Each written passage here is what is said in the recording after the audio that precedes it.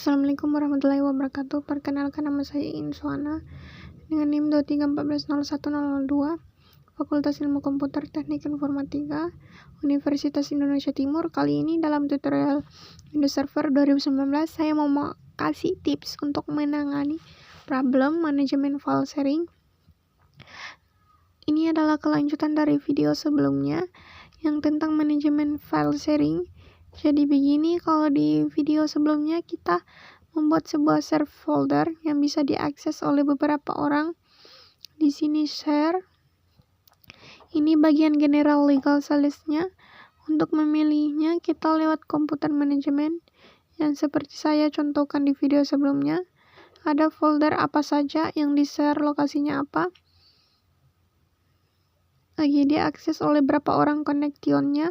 Kita bisa lihat di sini, terus kita bisa lihat version-nya. Di sini session-nya artinya file apa saja yang sedang terbuka. Kalau kita klik ini, di sini ini satu problemnya yang kita hadapi di server waktu kita buka session file sharing. Terus siapa ini untuk menangani masalah ini? Caranya begini, kita tutup dulu si komputer manajemen ini. Kita masuk ke Text Manager Microsoft Management. Kemudian kita masuk ke Control Panel. Kemudian Network and Sharing Center. Kita cek ini adapter settingnya, di sini internet. Kita klik kanan. Terus Properties, kita harus Windows-nya di bagian Windows di sini. Double klik kanan.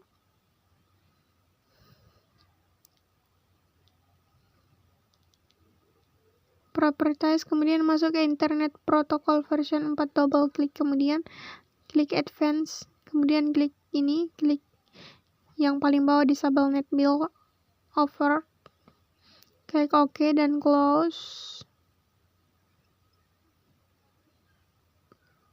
Kemudian OK lagi. Oke, kita tutup. Kemudian kita harus ke server yang mengatur DNS.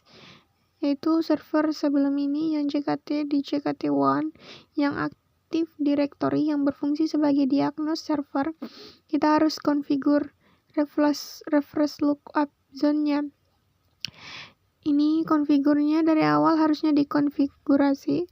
Caranya kita masuk ke DNS menu, kemudian reference lookup zone-nya. Di sini klik kanan di bagian ini. Di bagian ini kosong, tidak bisa kita klik kanan. Zone up zone, kita klik new zone next. Kemudian kita pilih primer horizontal. Kemudian klik next. Pilih saja yang ini, tidak masalah.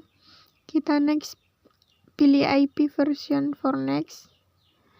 Network ID, kita masukkan 192.168.56. Ini disesuaikan dengan IP yang digunakan di network. Di VirtualBox, klik next. Non-secure and secure and make update. Oke, klik next on. Kita sudah dikonfigur. Kita tutup saja. Kita kembali ke server sebelah yang tempat file sharing tadi. Sekarang kita buka lagi komputer manajemen. Harusnya tidak ada masalah, atau paling tidak kita sudah upgrade porsinya dulu. CMDP update, kita tunggu update listnya. Sudah. Sekarang kita kembali komputer manajemen. Semoga problemnya kita masukkan ke share folder share, kita bisa diakses. Baik, kita bisa diakses. Lagi loading. Nah, sudah bisa loading sekarang, meskipun terdapat kedap-kedip karena selalu mengakses.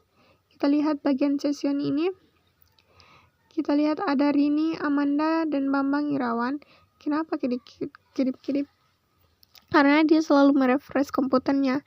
Kelihatan si Bambang Irawan login dari IP berapa. Ini Amanda login dari IP berapa. Terus si Bambang ini lagi open file. Lihat file yang sedang dibuka ini. Ada berapa? Sudah berapa lama dia terkoneksi? Terus berapa lama di idle?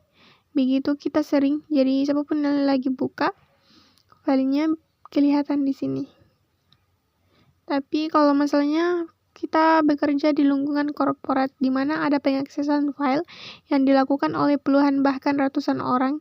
Ini tampilannya biasa banyak sekali. Kemudian kita bisa klik open files, open file. Kita bisa lihat file apa saja yang sedang di-open, sedangkan diakses, ini kontrol sekarang diakses oleh siapa. Ini folder sales ini sedang diakses oleh siapa, terus yang akses pakai US apa. Terus open modenya, read atau bukan read, atau write. Contoh kita ke si Bambang, kita masuk ke server, masuk ke general. Baik, general lagi buka test file. Oke, kita masuk ke general. Dia lagi buka test file, ada perubahan. Tidak di sini, kita refresh. Kita lihat di sini si Bambang lagi buka test file yang lokasinya di folder general. Kelihatan di sini kita bisa lihat lagi apa saja.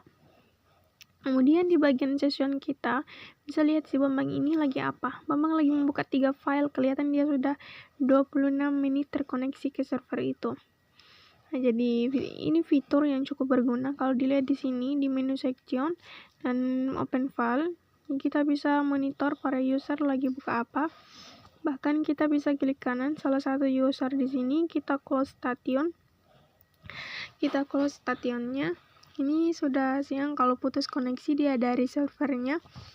Sebenarnya kalau misalnya si Bambang akses JKT S41 general, begitu kita lihat lagi di Bambang ini, kita bisa disconnect, kita kick atau kita pindah dari stasiun ini.